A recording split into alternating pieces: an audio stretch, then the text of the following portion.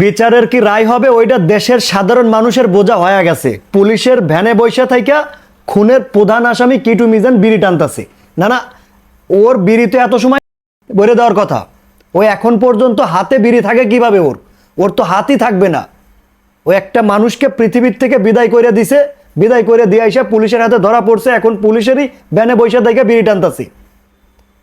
ওর তো হাতই থাকবে না, ওর হাতে সিগারেট থাকে কিভাবে? দেশের মানুষের একটাই প্রশ্ন, দেশের মানুষের বিচারের রায় বোঝা হয়ে গেছে। ওরা এতটা রিল্যাক্সে আছে, ওরা বোধহয় মামু বাড়িতে আইছে, ওরা পিকনিক করতে আইছে, পার্টি করতে আইছে, ওরা ডিজে পার্টি করতেছে।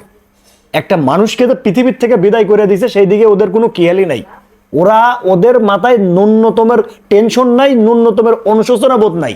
ওরা যেটা করছে, ওইটা বিন্দু পরিমাণে অনুশোচনা নাই ওদের মনে।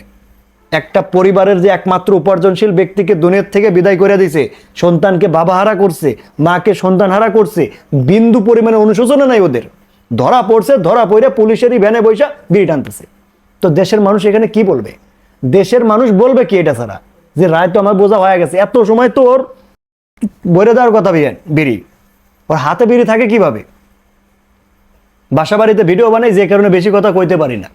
তবে ওর মতো আসামি এত সময় তোর হাত ঝুলবে, এইভাবে হাত পা ঝুলাঝুলি করবে, হাতে বিড়ি থাকে কিভাবে?